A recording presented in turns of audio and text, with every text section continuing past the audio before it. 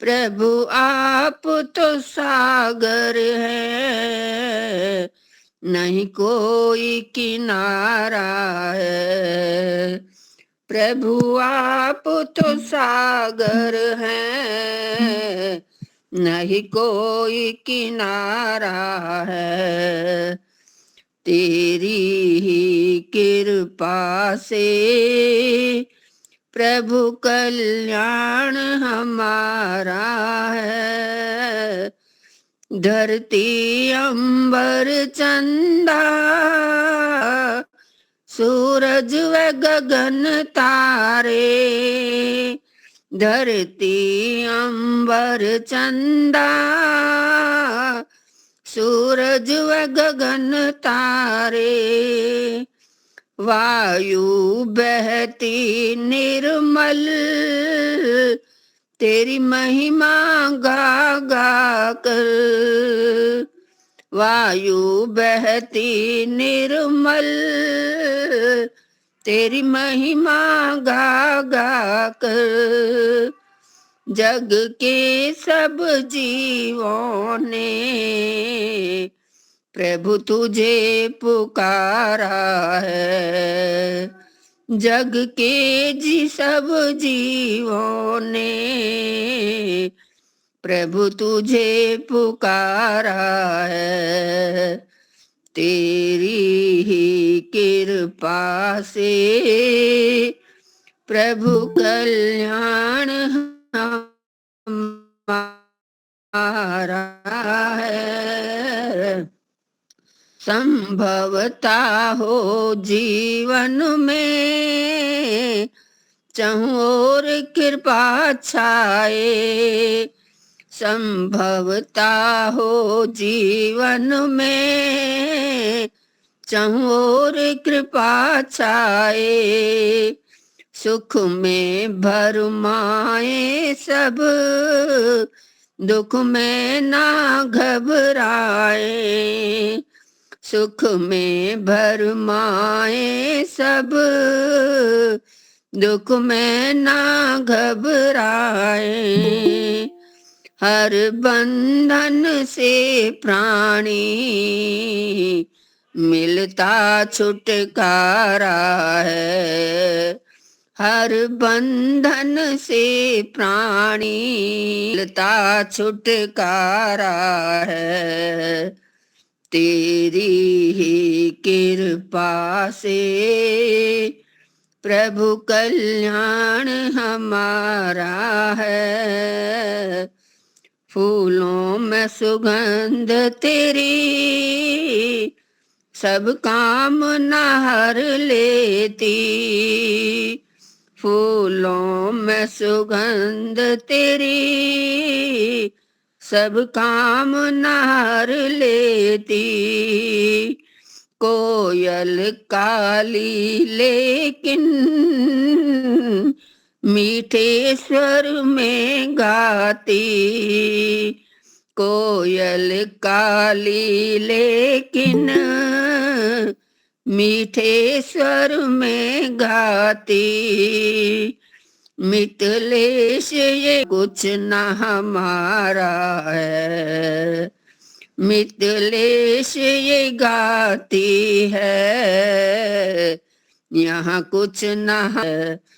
तेरी कृपा से प्रभु कल्याण हमारा है।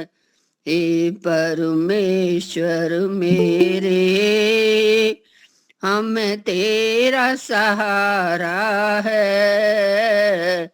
तेरी ही कृपा से प्रभु कल्याण हमारा है। तेरी ही कृपा से प्रभु कल्याण हमारा है। धन्यवाद जी आपका समय देने के लिए। धन्यवाद।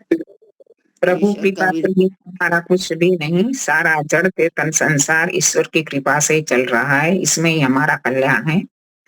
सविता जी ने हाथ उठाया है, लेकिन अभी 2 वक्ता है तो कल को वक्त देंगे, ठीक है।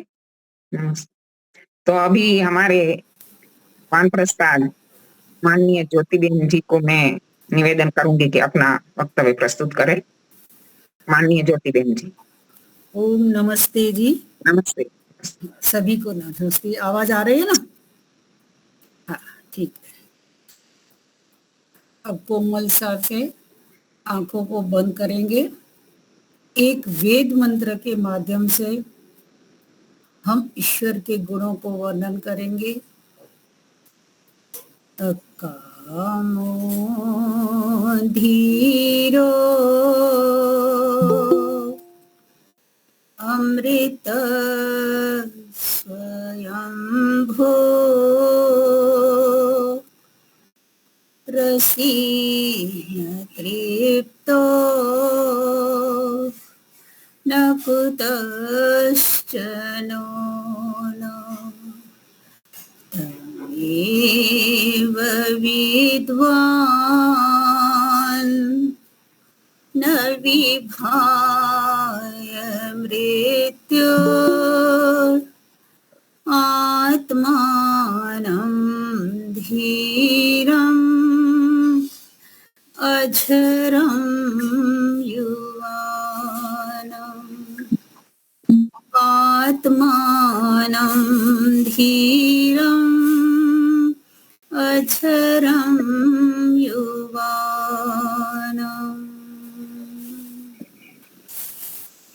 धर्म प्रेमी सज्जनों, माताओं और बहनों, ये मंत्र हमारे स्वामी सत्यपति जी बहुत ही लयबद्ध में हमारे जब आर्यवन में दर्शन योग महाविद्यालय में शिविर लगता था तो सुबह सुबह जब वो नीलगिरी के शेड में बैठे हुए हम सब शिवरात्रि और स्वयं वो खुद उस परमात्मा से जोड़ने के लिए जब ये मंत्र बोलते थे तो मुग्ध होकर के लयबद्ध होकर गाते थे और बहुत ही बढ़िया आनंद आता था। और इसके बहुत ही सारे शब्द जो हैं सरल, धीरे धीरे इनको थोड़ा सा समझने का प्रयास करते हैं। कमला जी माइक बंद करे, आवाज नहीं आ रही है। अपना माइक बंद कर दो। कर रही हूँ। ये हो नहीं रहा, मैं कितनी देर से लगी हुई हूँ, अभी हो जाएगा। ठीक, धन्यवाद। तो कहते हैं जो मतलब ईश्वर के लिए गुणों का वर्णन है, अकामो धीरो। जो ईश्वर है वो सर्वथा कामना से क्या है, रहित है। उससे किसी भी तरह की कोई कामना नहीं होती। वह लोकेशना, कुतेशना, वितेशना इन इच्छाओं से बिल्कुल ही अलग है। उसके पास इस तरह का न शरीर है, न इंद्रियां है, न किसी के लिए इस तरह से कोई इच्छाएं हैं। वो एक ईक्षण करते हैं जो अपनी ईक्षण इच्छा से जब उसे संसार हमारे फायदे के लिए बनाते हैं, हमारे लिए ही बना रहे हैं, तब वो ईक्षण करते हैं और सारी सृष्टि की रचना करते हैं और उसका पालन भी कर रहे हैं और उसे फिर संहार भी कर लेते हैं। तो ईश्वर में कोई भी इच्छा नहीं है। अकामो धीर, वो धीर पुरुष कैसा है, अमृत है, कभी भी मरने वाला नहीं है, सदा से है, सदा रहने वाला है और सदा ही रहेगा। ऐसे उसके गुणों को हम जाने। स्वयं भू, उसका कोई आधार नहीं है। परम पिता, जैसे हमारे इस शरीर पर से हम घूम रहे हैं तो धरती हमारा आधार है और इस शरीर का, इस आत्मा का आधार फिर हमारा ये शरीर है। लेकिन ईश्वर स्वयं भू है, उसका कोई भी आधार नहीं है। सर्वथा स्वयं भू स्वयं ही अपने आधार से सदा हमेशा विद्यमान रहता है। रसेन तृप्तो, वो अपने ज्ञान में ऐसा रस से भरा हुआ है, अपने आनंद से भरा हुआ है। जैसे कहते हैं रसगुल्ला, चाशनी में डूबा पड़ा रहता है। इसी तरह परमात्मा को कहीं से भी ले लो, कहीं से भी अनुभूति करने का प्रयास करो, सदा वो एक रस उसका ध्यान होता है, सदा ही वो एक रस अपने आनंद में रहता है। ऐसा जो परमात्मा है, न कुतश्चनो न, कहीं से भी वो न्यून नहीं है। ऐसा नहीं है कि किसी बाग में वो खट्टा हो, मीठा हो या रस रहित हो, कहीं ज्ञान न हो, कहीं उसका आनंद न आता हो। जब भी आप पुकारो, जब भी आप उससे मिलने का प्रयास करो, हमेशा आपको तृप्त लगेगा। आपको अपने आप अंदर भी वो एक आनंद की नाद बजने लगता है। जब हम ओम उसका निज नाम ही कह देते हैं, धीरे धीरे जैसे जैसे हमें अनुभूति उसकी होती रहती है, तो वो हमें हमेशा आनंद और ज्ञान की वर्षा करता रहता है। दूसरी जो उसकी लाइन है उसमें कहते हैं, उस धीर अझरम युवाना, वो सदा ही युवान है, कभी भी वो बुढ़ा नहीं, बुढ़ापा उसको नहीं आता। बुढ़ापा किसका आता है? हमारा भी बुढ़ापा नहीं होता है, हम भी सदा ही जवान रहते हैं। लेकिन हम जब इंद्रियों से संसार के अंदर जन्म लेकर साथ में आते हैं, तो हमारी इंद्रियों की जो क्षमता है वो हमारी कम हो जाती है, और उनकी जो रचना है उसके अनुसार वो धीरे धीरे बुढ़ापा के और भी जाती है। तो अजरम युवानम आत्मानम एव विद्वान, उसी को ही।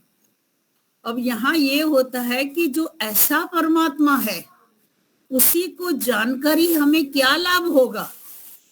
क्यों हम उसे जाने? अगर हमने जान भी लिया कि वो ऐसा है, सदा युवा है, वो एक रस ज्ञान से तृप्त है, इच्छा रहित है, जितने भी ऐसे हम उसके गुण गाते रहते हैं, तो क्या ये सब गुणगान करने से हमें क्या लाभ होगा? क्योंकि जीवात्मा को तो लाभ तो चाहिए, कि जब तक हमें किसी बात से लाभ नहीं होता है तो हम प्रयोग नहीं करेंगे।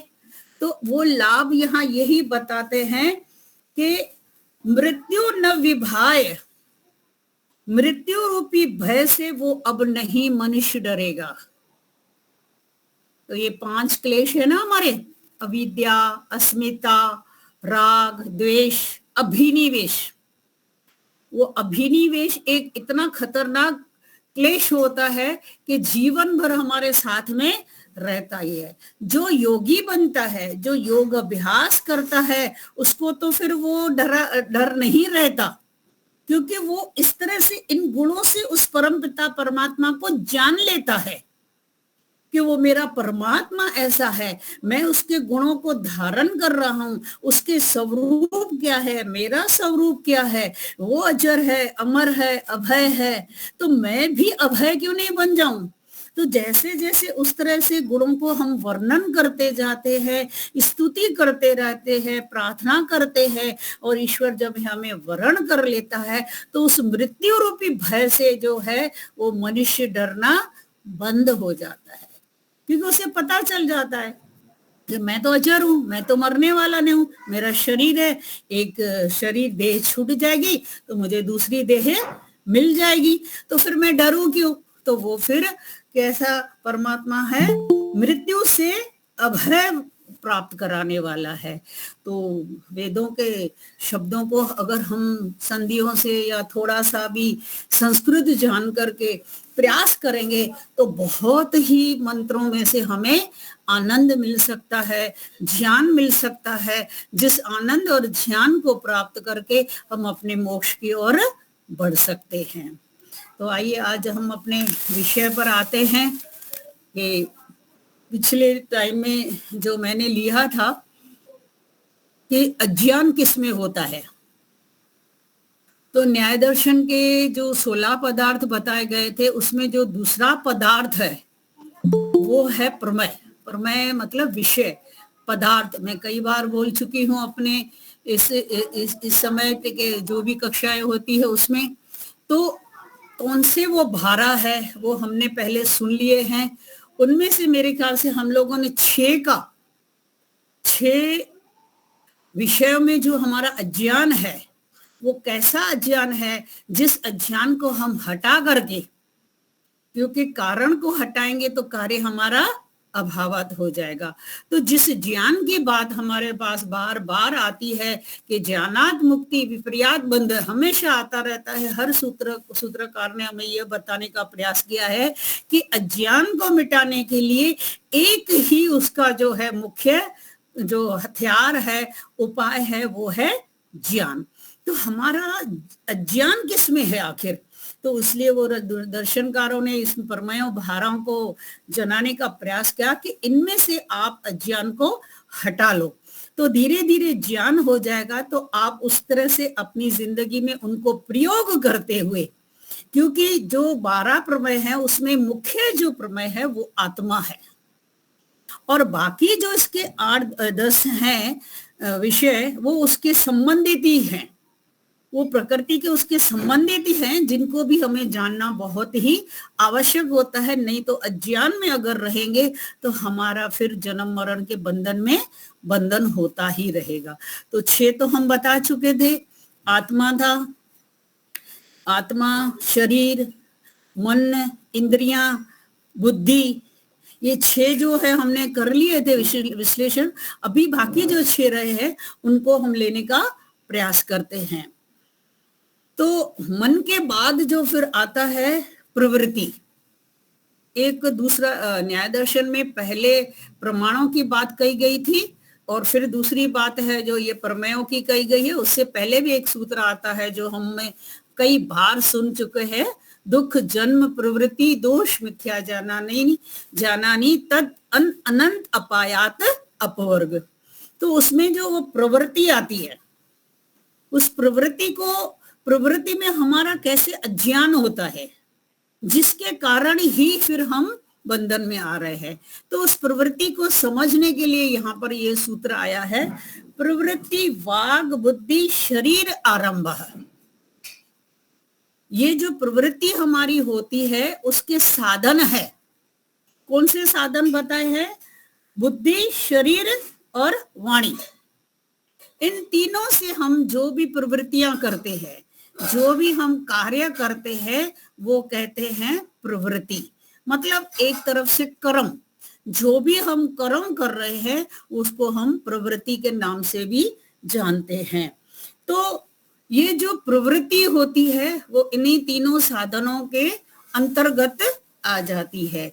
या तो हम मन से अच्छे कर्म करेंगे, या मन से बुरे कर्म करेंगे, वाणी से अच्छे कर्म करेंगे या तो बुरे कर्म करेंगे, या मिश्रित कर्म करेंगे, या तो शरीर से करेंगे। इन तीनों के सिवाय तो कोई साधन है नहीं जिससे हम कर्म कर सके। तो हमें अब ये जानना होगा कि जो मैं कर्म कर रहा हूं, क्या मैं वाणी से सत्य बोल रहा हूं? क्या मैं शरीर से किसी को कष्ट तो नहीं दे रहा हूं? क्या मैं मन किसी से द्वेष स्पृहा तो नहीं कर रहा हूं? इसमें 10 गिनाए गए भी है, अलग अलग से। मन के 10 हैं अच्छे और बुरे, शरीर के अच्छे और बुरे कर्म है। सबसे ज्यादा जो है ना वाणी के कर्म है। 10 में से 3 तो होते हैं शरीर के, 3 अच्छे शरीर के, 3 खराब है, के 3 वाणी के, 3 अच्छे और बुरे। लेकिन जो वाणी के 4 है, अति मीठा बोलना, मधुर बोलना, हितकारी बोलना और कठोर नहीं बोले के। मतलब कहने का मतलब है कि सबसे ज्यादा जो दोष हो जाते हैं हमारा वाणी से होते हैं। तो उस वाणी पर हम कैसे कंट्रोल करें, इसमें हमारा अज्ञान नहीं हो जाए। हमारा जो ज्ञान पड़ा रहे कि चलो जो भी बातें करते हैं, अनाप है शनाप है, यहाँ बोला वहां बोला, बिना किसी मतलब से बोल लिया या कुछ भी बोल लिया, उसका क्या है, कुछ भी नहीं हुआ। नहीं, ये सब हमारा जो है कैसे संबंध में रह करके हमारे कर्माशय को बना रहा है, क्योंकि वो कर्माशय ही फिर हमारा आगे जा करके प्रारब्ध बनता है। कुछ संचय कर्म हमारे होते हैं, कोई चालायमान हमारे कर्म बनते जाते रहते हैं। तो इस वाणी पे मुझे बहुत कंट्रोल करना होगा, इसमें मेरा अज्ञान नहीं होना चाहिए। तभी कहते हैं जितना हो सके मौन रहो। क्योंकि मौन रहेंगे तो कम से कम कम बोलेंगे, जरूरत के अनुसार बोलेंगे, हितकारी बोलेंगे, तो हमसे दोष भी कम होंगे। इसी तरह से ही शरीर से है, मन से है, तो इस प्रवृत्ति को भी हमें समझना चाहिए। तो अज्ञान हमारा हटने के बाद हमें अच्छी तरह से ज्ञान हो जाएगा। और आगे बताया है जो विषय, वो बताया गया है दोष। उसका सूत्र आता है प्रवृत्ति ना लक्षणा दोषाः। तो यहां यही होता है कि ये प्रवृत्ति फिर किस कारण होती है, क्योंकि जो वो मैंने सूत्र बताया, दुख जन्म प्रवृत्ति दोष मिथ्या जानानी तद अनायात अपवर्ग तब होगा। मतलब कहने का ये दुख जो हो रहा है जन्म के कारण हो रहा है, ये जन्म हो रहा है तो ये हमारी प्रवृत्तियां ऐसी है, प्रवृत्तियां है तो हमारा दोष युक्त है, दोष युक्त है तो वो किससे होते हैं, अज्ञान के कारण होते हैं। तो ये अज्ञान आखिर है क्या चीज? जब ज्ञान है तो उसका अपोजिट शब्द जो है वो अज्ञान तो है ही। तो उस अज्ञान को मैं समझने का प्रयास करूं तो ये दोष मेरे से क्यों होते हैं। जब इंद्रियों में दोष हो जाते हैं, हमारे देखने में, हमारे रहने में, हमारे खाने में, हमारे पीने में, हमारे रहन में, आचार में, विचार में, जो अगर हम दोष से युक्त होते रहते हैं उसी तरह के ही हमारी प्रवृत्तियां होती रहती है। तो उन दोषों को पकड़े, उस दोषों को जाने कि वो दोष क्या है। क्या कहीं मैं राग के साथ तो नहीं जुड़ रहा हूं, कहीं मैं ये जो कार्य कर रहा हूं अच्छा तो लग रहा है, कहीं मुझे इस बोलने से या प्रवचन करने से भी राग तो नहीं होता है। बहुत सारा राग में और प्रेम में बहुत सिंपल सी एक बाल की तरह से थोड़ी लाइन का भेद रहता है, बाकी बहुत ही कठिन है राग को समझना भी। कहते हैं राग वशी जो व्यक्ति होता है वो कभी भी आजाद नहीं होता है, वो उस जाल में ऐसा तोते की तरह, पिंजरे की तरह अंदर फंसा हुआ होता है कि व्यक्तिगत वो स्वतंत्र नहीं रहता। तो कहीं मैं ऐसा तो धीरे धीरे किसी भी चीज से बन तो नहीं रहा हूं, कहीं मुझे राग के कारण तो ये सब अच्छा नहीं लग रहा है, क्योंकि फिर वो राग हमें आगे चल के बहुत ही नुकसान भी पहुंचा सकता है अगर हम लोग उसके लिए अति कर देते हैं। तो राग होना चाहिए, अच्छा राग होना चाहिए, ऐसे नहीं कि राग के बिना भी कुछ नहीं हो, कुछ नहीं है कि राग हमें किसी से भी नहीं हो। ईश्वर में राग नहीं होगा, विद्या में राग नहीं होगा तो हम पढ़ेंगे कहाँ से। लेकिन उसको अति इसमें योग में नहीं ले आना है, किसी भी चीज को समयोग में ले आना है। न हठ योग में लेना है उसको, न अति योग में लेना है, समयोग में हर चीज को हमें लेके आगे चलना है। तो ये सारा हमारा ठीक ठीक पैरेलल होकर के, समन्वय होकर के और हमें लाभ देता चला जाएगा। तो दोषों को हम पकड़े, कहीं मोह में तो अंधे नहीं हो गए हैं, किसी का गलत साथ तो नहीं दे रहे हैं, किसी को प्रोत्साहन तो नहीं दे रहे हैं। योग दर्शन में भी सूत्र आता है, बहुत सारे जो लोग होते हैं ना इसी तरह ही वो सब उसमें भी इन्वॉल्व जो होते हैं, किसी को कोई चढ़ा रहा है कि हाँ हाँ करो करो, बहुत अच्छी बात है, वो भी दोषी होता है। तो ये सब बातें हमें समझनी है। सूत्रकार सिर्फ हमें वो ज्ञान कराता है, यथार्थ ज्ञान करा रहा है कि ये चीज ऐसी है, ये चीज ऐसी है, प्रमाणों से, युक्तियों से, हेतुओं से, जिस तरह से भी हमें समझाने का उन्होंने प्रयास किया है, उसी बहुत ही तरीकों से उन्होंने हमारे लिए प्रयास किया है कि इस तरह से समझ करके, प्रमाणों से जान करके आप जान लो सत्य चीज क्या है, असत्य चीज क्या है, क्यों हमारे ये दोष होते हैं, क्यों हमारे अंदर ये इंद्रियों में दोष आ जाते हैं, फिर हमारे कैसे संस्कार बन रहे हैं। तो हम ध्यान दें, वहां हम अपने आप के ऊपर कंट्रोल कर लें। अगर हमने अपने आप को समझने का प्रयास नहीं किया तो ये 12 विषय जो जिनमें अज्ञान हो रहा है वो जरूर हमारे बंधन का वापिस कारण बनता ही रहेगा। आगे का सूत्र आता है पुनरुत्पत्ति प्रत्यय भाव। ये भी बहुत ही अच्छा सूत्र है सिंपली, कई बार आपने पढ़ा है। न्याय दर्शन जिन्होंने विशेष करके बहुत बार आपके सामने आता रहता है, स्वामी जी के साथ आते हैं, हमारी बहन जी जया बहन जी भी आपको बहुत ही अच्छी तरह से न्याय दर्शन के सूत्र पढ़ाती रहती है, मैंने भी सुने हैं उनके मुंह से। तो कहने का अभिप्राय इसकी बार बार हमें आवृत्ति तो करनी ही होगी, नहीं तो क्या भूलते ही जाएंगे, हमें प्रयास करना चाहिए। तो मृत्यु जो हमारे शरीर इंद्रियों से जब हम छूट जाते हैं तब प्रत्यय भाव मतलब फिर वो उसके फिर जो दूसरा हमें पुनर्जन्म मिलता है, ये मरना और फिर उत्पन्न होना। तो इसको समझना है हमें, इसमें हमें डरने की कोई जरूरत नहीं है, क्योंकि लोग बहुत ही जब मृत्यु का नाम सुनते हैं तो बोलते हैं शुभ शुभ बोलो, शिव शिव बोलो, ऐसे क्यों बातें करते हो, मृत्यु से डरते हैं। अरे भाई मृत्यु तो हरेक को आएगी, जिसका संयोग हुआ है उसका वियोग तो होगा ही, जो उत्पन्न हुआ है वो नष्ट तो होने वाला ही है। लेकिन मैं तो अजर हूं, मैं तो अमर हूं, मैं अविनाशी हूं, मैं शुद्ध बुद्ध मुक्त स्वभाव वाला हूं, मुझे कुछ नहीं होने वाला है, ऐसा जिसके पास डर चला जाता है तो वो इस प्रत्यय भाव को समझ सकता है।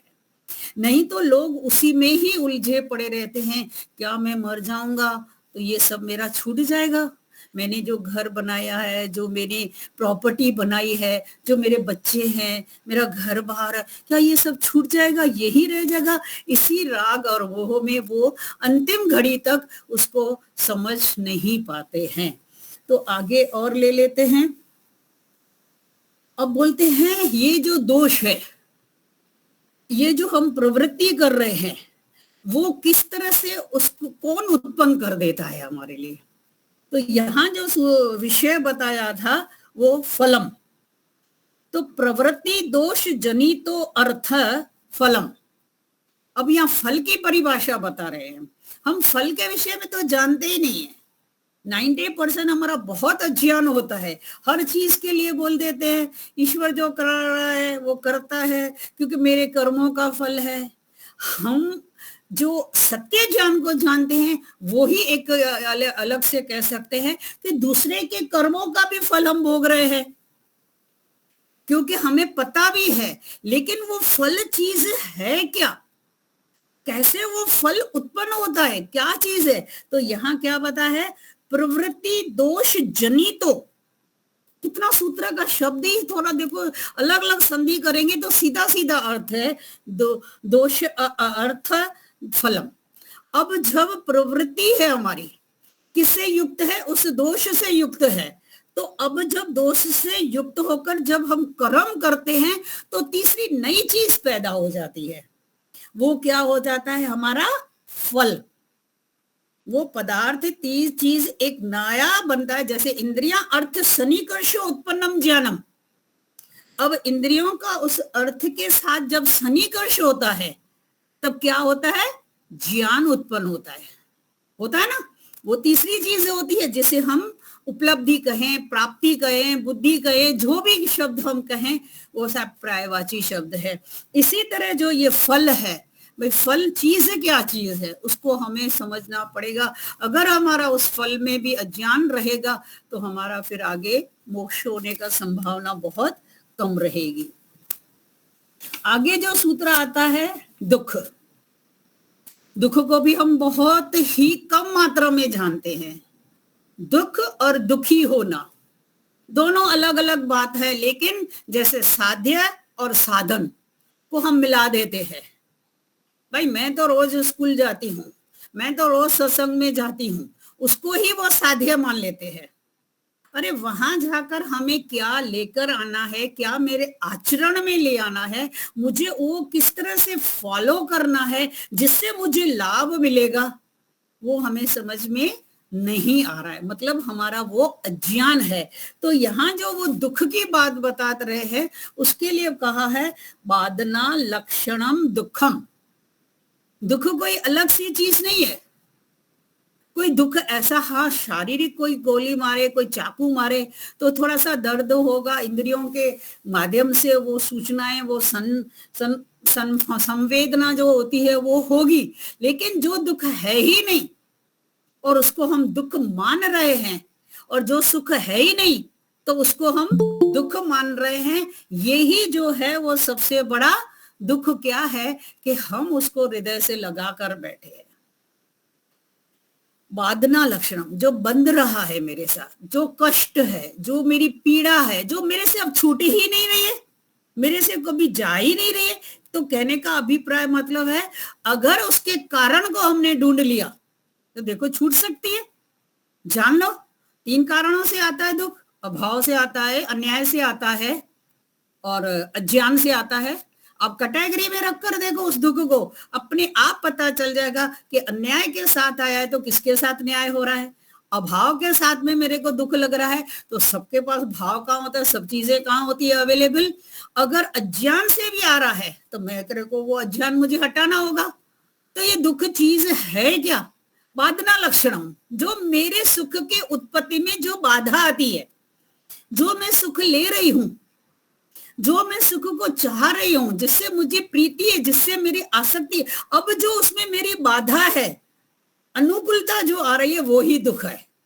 अगर उसको मैंने हटा दिया समस्या को तो अपने आप ही दुख हट जाएगा। तो फिर इस अविद्या में न रहे हम कि दुख क्या चीज है। दुख को सुख को दुख और दुख को सुख ऐसा ना माने। जब अविद्या की परिभाषा आती है तो इसमें ये पहला ही आता है। और जो अंतिम है मेरे ख्याल से उसको है, उसको भी कहकर मैं 5 मिनट 2 मिनट लेकर पूरा कर रही हूँ। जयाबेन जी का है अभी, तो वो है अपवर्ग। तत् अत्यंत विमोक्षो अपवर्ग। अब जो ये तत्व शब्द आया है उस दुख के लिए आया है कि जो दुख है उसका अत्यंत विमोक्ष हो जाना चाहिए। मतलब बिल्कुल कोई भी किसी भी प्रकार मेरे जीवन में वो दुख नजर ना आए, मुझे वो कष्ट, वो पीड़ा, वो बाधा, वो मुझे अब सताने न लगे, क्योंकि मैंने ज्ञान का आधार ले लिया है। मैं सत्य को जान चुका हूं कि यथार्थ ज्ञान इन पदार्थों का है क्या। अब मुझे इनको प्रयोग कैसे करना है, मैं इनका प्रयोगता हूं, न कि मैं इनका स्वामी हूं। हर चीज उस ईश्वर की है, परिधान में रहता है। और अपवर्ग के लिए तो हमें बहुत सारा समय चाहिए और बहुत सारा उसको किसी दिन अच्छी तरह से समझने का भी प्रयास करेंगे, क्योंकि बहुत सारे लोग कहते हैं अत्यंत दुख निवृत्ति अत्यंत पुरुषार्थ। अत्यंत दुख की निवृत्ति के लिए अत्यंत पुरुषार्थ तो हमें करना ही पड़ेगा। तो हम पुरुषार्थ करेंगे और धीरे धीरे अपनी बुद्धि से ईश्वर से जुड़ करके और आगे चलने का हम प्रयास करेंगे। इसी तरह थोड़ा सा संशय में हमने सिर्फ उसका जो है ना, जो लक्षण और जो उद्देश्य होता है, तो यहाँ पर खाली उद्देश्य के माध्यम से मैंने आपको 12 प्रमेयों को बताने का प्रयास किया कि इन 12 प्रमेयों में ऐसा अगर हमारा ज्ञान होगा तो हमारा आगे चलकर कोई भी सुख और आनंद की प्राप्ति नहीं होगी। इसलिए हमें इनको भी जानना आवश्यक है। इसलिए थोड़ा सा इस विषय को मैंने लेने का प्रयास किया था। आगे हम जया बेन जी को या लीला बेन को देखते हैं जैसे उनकी। ठीक है, बहुत बहुत धन्यवाद। आपने सुना न्याय दर्शन के सूत्रों के माध्यम से हमें कुछ तत्व ज्ञान की झलक बताई है। आगे हमारी ज्योति बेन जी भी वही बताएगी हमें ज्यादा। तो अभी मैं ज्योति बेन जी को निवेदन करती हूँ अपना प्रवचन, अपनी वक्तृता प्रस्तुत करें। माननीय जया बेन जी। नमस्ते जया जी। नमस्ते सभी को सादर नमस्ते। नमस्ते जी। मंत्र पाठ करेंगे। ओम विश्वानि देव सवितर्दुरितानि परासुव यद् भद्रं तन्न आसुव। बहुत सुंदर प्रवचन था माता जी, ज्योति माता जी, बहुत अच्छा लगा। थोड़ी देर को तो मैं भूल गई कि मुझे भी बोलना है, मुझे लग रहा था कि मैं एक श्रोता ही हूँ। सविता माता जी, आपका ना हैंड रेज है तो उसको हटा दीजिए जी। चलिए, तो अभी बहुत सुंदर वर्णन किया ज्योति माता जी ने कि 12 प्रमेय क्या हैं, इनको जानना क्यों है, नहीं जानेंगे तो क्या होगा। मोक्ष में जाना है हमको सुख की प्राप्ति करनी है। तो इनको जानना बहुत जरूरी है। यदि ज्ञान नहीं होगा, अज्ञान होगा, तो हमारा मोक्ष कभी भी होने दिव्या वाला। जी माइक बंद करो ना प्लीज। चलिए आपको एक कहानी बताती हूँ। एक गांव में एक श्रेष्ठी था। श्रेष्ठी यानी धनवान व्यक्ति था बहुत। उसका काम क्या था? लोगों को पैसा देना ब्याज पर। वो लोगों को ब्याज पे पैसा देता था और उनसे ब्याज वसूलता था और बहुत खराब तरह से उनके साथ व्यवहार करता था, बुला बुला करके कि तुमने इतना ब्याज था, तुमने अभी तक दिया नहीं है, आदि आदि। और क्योंकि धनवान था तो उसने अपने एक नौकर को बुला करके कहा कि मुझे बहुत सुंदर सा महल बनवाना है और वो महल ऐसा हो कि जैसा दुनिया में किसी और के पास ना हो। तो उसके नौकर ने कहा ठीक है। कुछ साल लगे, महल बन करके तैयार हो गया, सोने की परतें चढ़ी हुई और दुनिया भर के जितना भी साधन सुविधा थी सारी उसके महल के अंदर थी। ये श्रेष्ठी ने सोचा कि मेरे पास सारी धन संपत्ति है, मैं ये महल बनवाना चाहता था, वो महल भी बन गया। लोग आकर के मुझे झुक झुक के नमस्ते करते हैं, उसके बाद भी मेरे अंदर सुख और शांति नहीं है। तो मैं ऐसा क्या करूं कि मुझे सुख और शांति की प्राप्ति हो? तो उसके नौकर ने कहा कि मालिक, अगर आपको सुख और शांति चाहिए ना, तो आप साधुओं, ऋषियों, इनके पास जाइए। इनके पास उपाय होते हैं सुख शांति के। तो ये कई साधुओं के पास जाता है, कई सन्यासियों के पास जाता है, लेकिन उसको वहां से कोई भी ऐसा मार्ग नहीं मिलता है, ऐसा ज्ञान नहीं मिलता है जिससे उसको सुख की प्राप्ति हो, शांति की प्राप्ति हो। तो ये कहता है कि मैं इतने लोगों से मिल लिया पर फिर भी मेरे अंदर तो अशांति ही है। तो इसे कोई बताता है कि फलाने गांव में एक व्यक्ति है, उसके पास जाओ। वहां जाओगे ना तो वो तुम्हें उपाय बताएगा सुख शांति का। ये कहता है ठीक है, जब मैं इतना यहाँ वहां घूमा ही हूँ तो एक बार वहां पे भी कोशिश कर लेता हूँ। ये जाता है, जो पता दिया जाता है कि फलाना व्यक्ति है, इस जगह पे तुम्हें मिलेगा। तो उस जगह पे जा करके जब ये देखता है तो ये देखता है कि वो जो जिस व्यक्ति को ढूंढ रहा था वो कोई और नहीं, एक छोटा सा दर्जी था जो बाहर चबूतरे पे अपनी मशीन रख करके बैठा हुआ है और कपड़े सिल रहा है। तो उस दर्जी के पास एक ग्राहक आता है कि तुमने मेरी शर्ट सिल दी? तो ये कहता है कि बस थोड़ा सा बाकी है, तुम 5 मिनट रुको, मैं तुम्हारी अभी बस बटन टाँकने हैं, वो टाक करके तुम्हें दे देता हूँ। अब ये जो श्रेष्ठी था, ये माना हुआ श्रेष्ठी था, प्रसिद्ध था, बहुत बड़ा व्यक्ति था। इसको गुस्सा आती है कि मैं यहाँ पे खड़ा हुआ हूँ, इतना धनवान व्यक्ति हूँ, ये तुच्छ सा दर्जी मेरी तरफ देख भी नहीं रहा।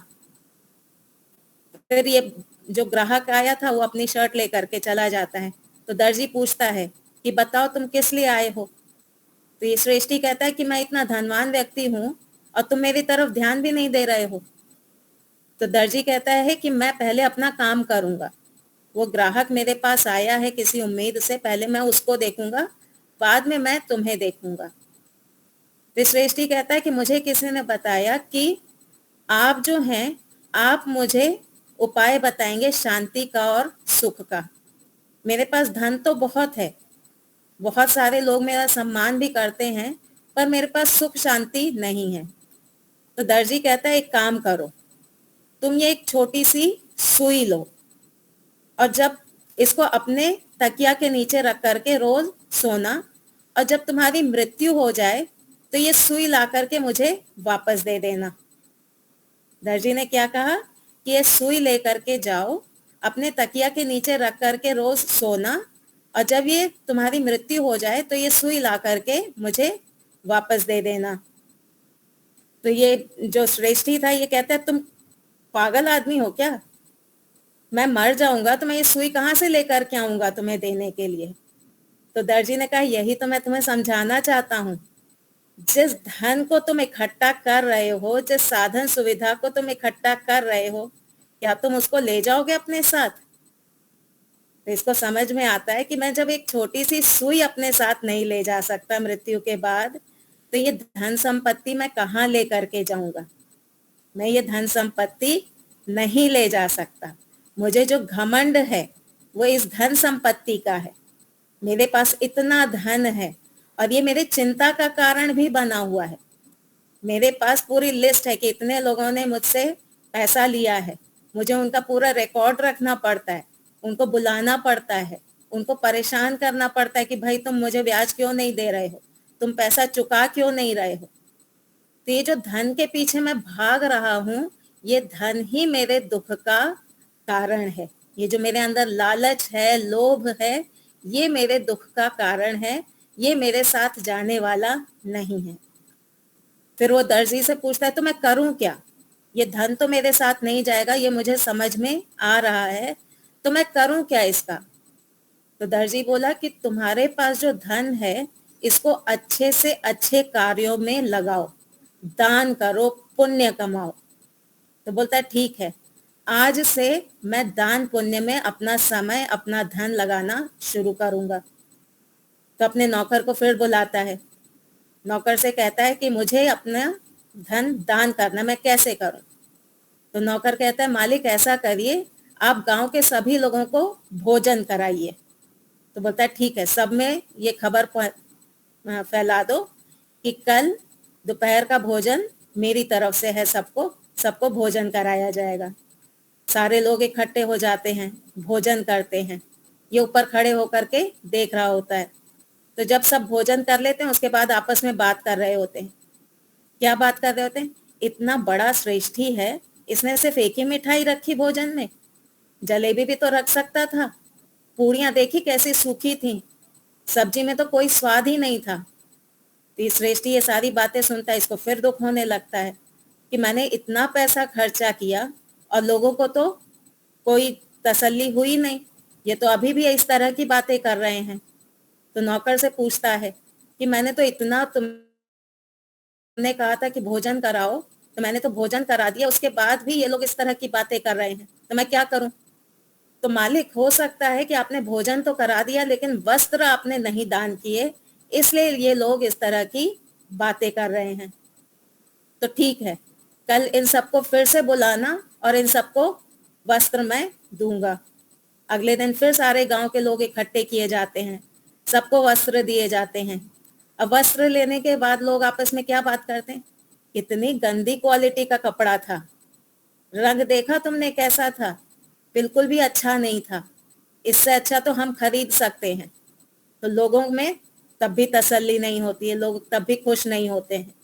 तो ये श्रेष्ठी फिर परेशान हो जाता है, भोजन करा दिया, भोजन रूपी दान दे दिया, वस्त्र रूपी दान दे दिया, तो भी लोग तो ऐसे ही बातें कर रहे हैं, अब मैं क्या करूं।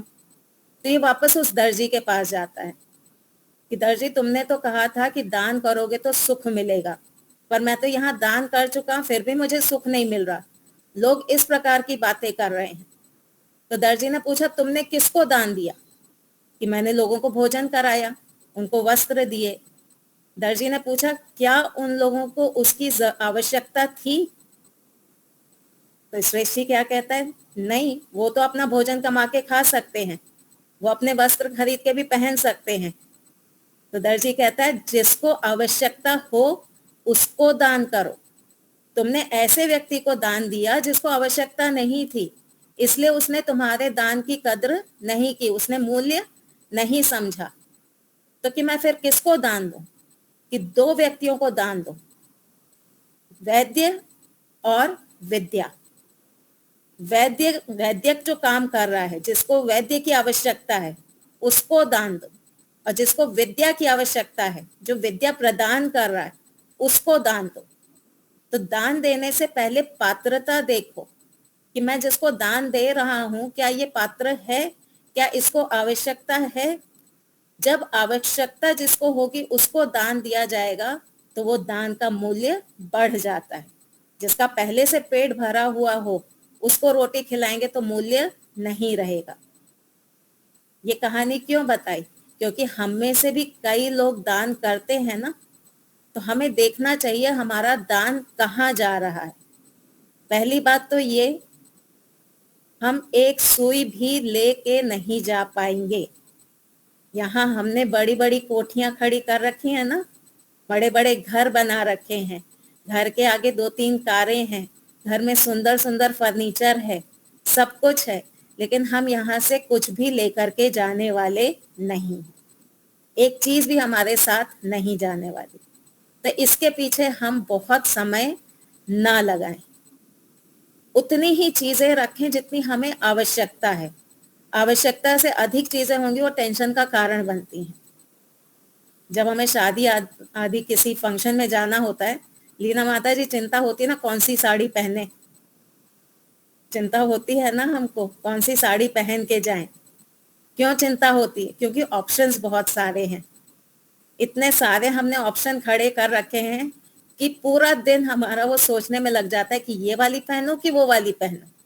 और यही अगर हमारे पास ऑप्शन नहीं हो, दो ही कपड़े हो, तो पूरा दिन शांति से बैठे रहेंगे कि पहनना तो एक ही है ना, यही वाली तो पहननी है, फिर इतनी सोचना क्या।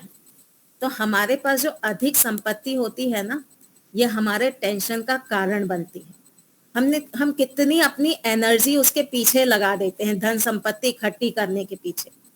आज के व्यक्ति को देखिए कितनी भाग दौड़ कर रहा है, सुबह में एक नौकरी करेगा, घर आएगा, शाम को दूसरी नौकरी के लिए भागेगा, छोटा मोटा बिजनेस करने लगेगा। क्यों? क्योंकि उसको संपत्ति इकट्ठी करनी है। ये जितनी संपत्ति हम इकट्ठी कर रहे हैं ना, ये इसमें से हम कुछ भी नहीं ले जाएंगे, एक सुई जितनी चीज भी हम अपने साथ लेकर के नहीं जाने वाले। तो जो हमने इकट्ठा कर लिया ठीक है, अपनी जरूरतों के हिसाब से हम पैसा रखें। ये नहीं कहते कि आप पैसा मत रखो, आपको किसी के आगे हाथ ना फैलाना पड़े, किसी के आगे आपको पैसे के लिए झुकना ना पड़े, वो होना चाहिए। लेकिन इतना भी नहीं हो कि हमारा पूरा जीवन इसी धन संपत्ति में लग जाए। तो जो हमने कमाया है उसको दान भी दें, जरूरतमंदों में बांटें, जिनको जरूरत है उनको दें। एक और कहानी इसी से जुड़ी हुई बताती हूँ। एक व्यक्ति था, वो लोगों में दान देता था, लेकिन उसके दान देने का तरीका क्या था? वो पूछता था अपने नौकर से कि ये बताओ अपने गांव में कौन है जिसको दान की आवश्यकता है। तो नौकर बताता था कि फलाना व्यक्ति है ना, उसको एक गाय खरीदनी है, पर वो गाय खरीद नहीं पा रहा है। ठीक है, उसको बुला करके लाओ। बुला करके लाए। तुम्हें क्या करना है, क्या चाहिए तुम्हें? कि मुझे एक गाय खरीदनी है।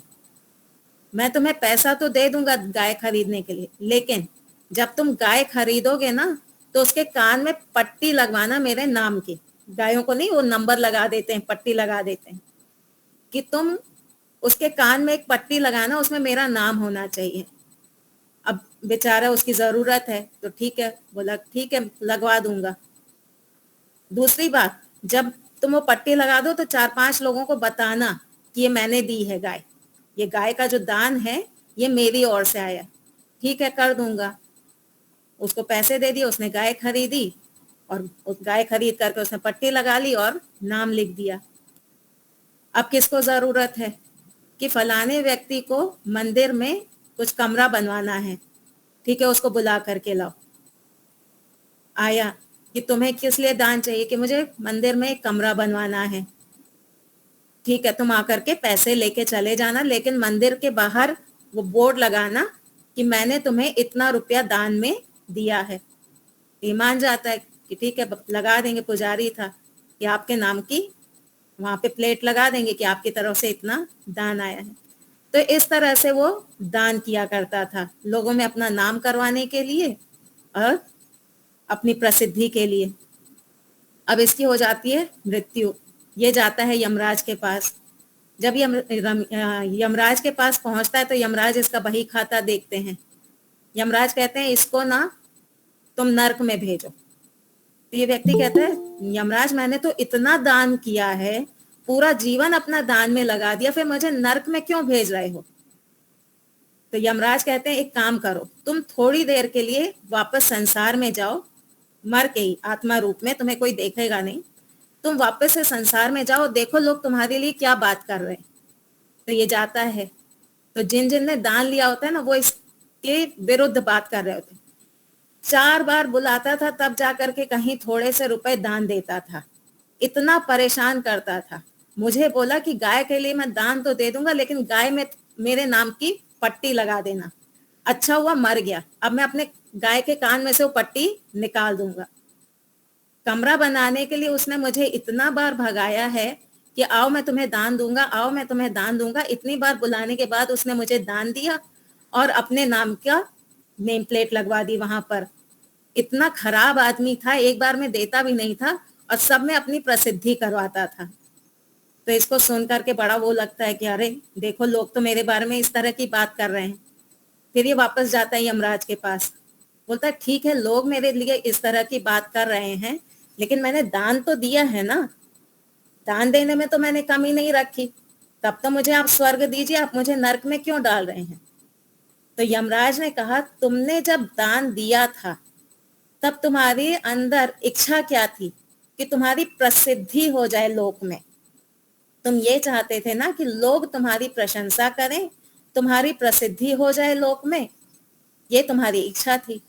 वो तो तुम्हें वहीं पे मिल गई, तुम्हारी प्रसिद्धि हो गई, लोगों में तुम्हारा नाम हो गया।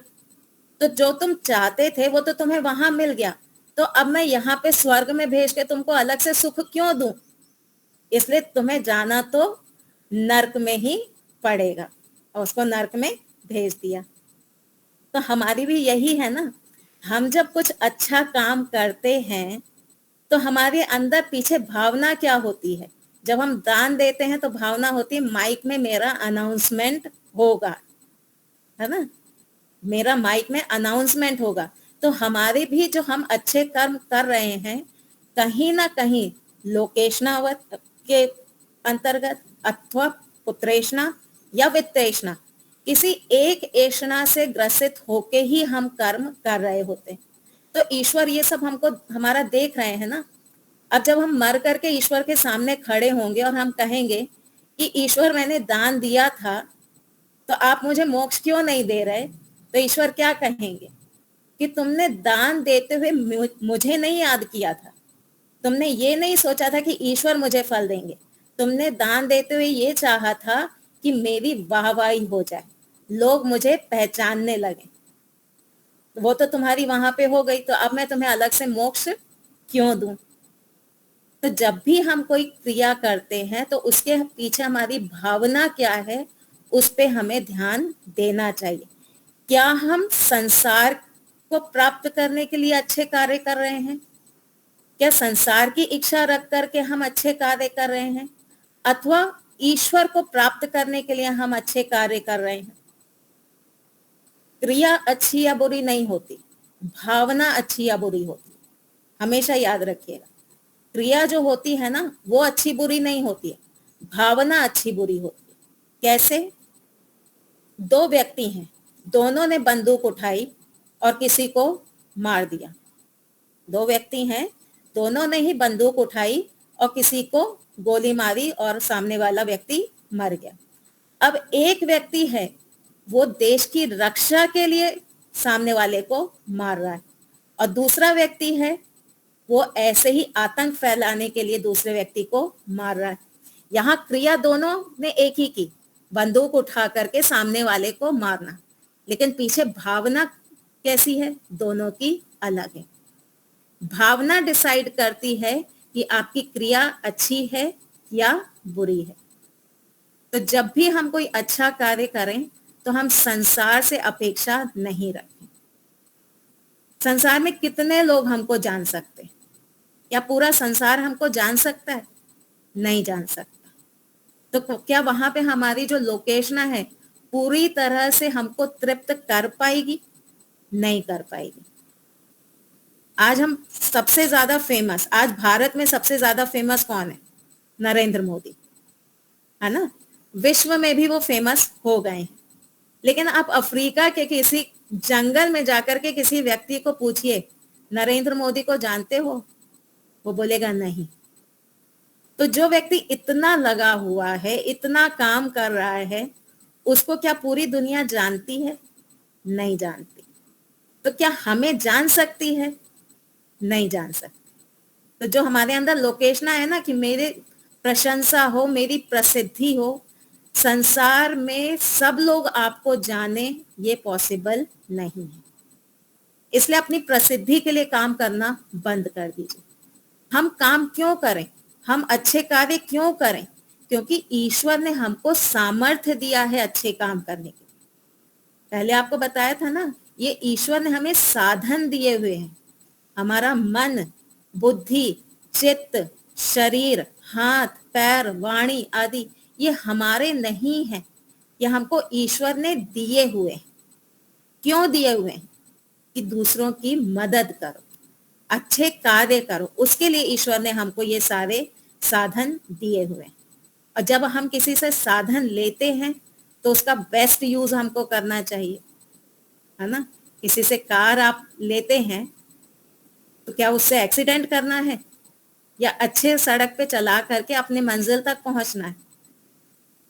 आप जब किसी से कार उधार लेते हैं ना, तो आपकी बुद्धि में बैठा हुआ होता है कि मुझे जल्दी से जल्दी अपनी मंजिल तक पहुंचना है और कार उसको वापस कर देनी है। तब क्या आप सोचते हैं कि मुझे एक्सीडेंट करना है, यहाँ ठोकनी है, वहां ठोकनी है कार? नहीं सोचते। तो इसी प्रकार से ये जो ईश्वर ने हमको साधन दिए हैं, ये शरीर रूपी कार दी हुई है, इसमें मन आदि स्टेयरिंग है, तो ये जो ईश्वर ने हमको दिया है, तो इससे हम जल्दी से जल्दी अपनी मंजिल तक पहुंचे। कहाँ पहुंचना है हमको? मोक्ष तक। हमारा जो अभी माता जी ने कहा ना, साध्य और साधन, हमारा जो साध्य है वो है मोक्ष। मोक्ष हमको प्राप्त करना है और ये साधन है। तो ईश्वर ने हमको ये साधन दिए हैं, तो हम शीघ्र अति शीघ्र अपने गंतव्य तक पहुंचने का प्रयास करें। अभी हम क्या कर रहे हैं? अभी हम इस साधन से एक्सीडेंट कर रहे हैं। एक्सीडेंट ही कर रहे हैं ना, अपने साधनों से हम एक्सीडेंट कर रहे हैं। तो एक्सीडेंट करके तो आप अपनी मंजिल तक नहीं पहुंच सकते। और दूसरा ये कि ईश्वर देख भी रहे हैं। जिससे आपने कार ली है वो साइड में बैठा हुआ हो, तो क्या आप एक्सीडेंट करेंगे? नहीं करेंगे। और अगर एक्सीडेंट किया तो क्या करेगा साइड वाला? आपको 2-4 थप्पड़ मार देगा कि मैंने तुम्हें कार अच्छी जगह चलाने के लिए दी थी, मंजिल तक पहुंचने के लिए दी थी, और तुम एक्सीडेंट कर रहे हो। तो ईश्वर भी तो हमें देख रहे हैं ना कि हम अपने उनके दिए हुए साधनों का कैसा उपयोग कर रहे हैं। तो हम अच्छे से अच्छा उपयोग करें ईश्वर के दिए हुए साधनों का। दान करें, पुण्य कमाएं। दान इसलिए नहीं करें कि मेरा नाम हो जाए, दान इसलिए करें कि ईश्वर ने हमको सामर्थ्य दिया है, तो मुझे अन्यों की मदद करनी है। क्या व्यक्ति अकेला जी सकता है? मनुष्य जो है वो अकेला नहीं जी सकता। हमारा जीवन कई लोगों पे निर्भर है। कोई हमें खाना बना के दे रहा है, कोई हमें सड़क बना करके दे रहा है, कोई हॉस्पिटल खड़ा कर रहा है हमारे लिए, कोई हमारे लिए स्कूल खड़ा कर रहा है। इतने लोग हमारे जीवन को चला रहे हैं, तो क्या हम ऐसा कुछ नहीं कर सकते कि हम किसी और का जीवन चला दें? कर सकते हैं ना। तो जब इतने लोग हमें पुश कर रहे हैं, हमारे जीवन चलाने में हमारी मदद कर रहे हैं, तो हमारी भी वृत्ति ऐसी हो कि हम किसी के जीवन को चलाने में मदद करें। तो अच्छे काम करना चाहिए, दान आदि देना चाहिए। दान देने से पहले देखना चाहिए कि हम जहाँ दान दे रहे हैं वो सही है या नहीं है। वैशेषिक दर्शन के 6ठे अध्याय को यदि आप पढ़ेंगे तो वहां पूरा दान का ही बताया गया है कि दान देना पुण्य है, दान लेना भी पुण्य है। वहां दान देना और लेना दोनों ही पुण्य बताए हैं, और पात्रता बताई है कि किसको दान दो, किसको दान नहीं दो। अब जहाँ पे मुर्गी आदि काटी जाती हो वहां पे आप दान दे देंगे तो ये क्या हो गया? ये आपका पाप हो गया, क्योंकि आपने गलत जगह पर दान दे दिया। तो अच्छे कामों में अपने जीवन को लगाएं। धन संपत्ति इकट्ठी करने में जीवन को व्यर्थ ना करें। जितना इकट्ठा हो गया दूसरों को दे। दूसरों को देने में जो सुख होता है ना, वो इकट्ठा करने में नहीं होता। जब आप अनाउंस करवाते हैं ना कि मेरी ओर से 1000 रुपया, तो उस समय सुख होता है कि नहीं होता? अंदर से होता है ना, एक तसल्ली मिलती है कि चलो मैंने कुछ अच्छा काम कर लिया। वही किसी का 1000 रुपया मार करके देखिए, जबरदस्ती किसी का हिंसा से पैसे उठा करके देखिए, आपको अंदर दुख होगा। तो अच्छे कार्यों में सदा सुख होता है, बुरे कार्यों में सदा दुख होता है। और हम सुखी रहना चाहते हैं, हम दुखी रहना नहीं चाहते। ज्योति माता जी ने कहा ना कि दुखी कोई नहीं होना चाहता। पर हम खुद दुख को उत्पन्न करते हैं अपनी अविद्या के कारण। तो उस अविद्या को हटाएं, सुखी रहना है, अच्छे कार्यों में प्रेरित रहें। ठीक है, चलिए हमारा समय हो गया है, इसको यहीं पे समाप्त करेंगे। सबको सादर नमस्ते जी, धन्यवाद। अति सुंदर, बहुत ही सुंदर, आपका मजा आ गया, आनंद आ गया। धन्यवाद बहन आपका, धन्यवाद आपका बहन। आपने बहुत ही धन्यवाद बहन जी, बहुत अच्छा लगा है।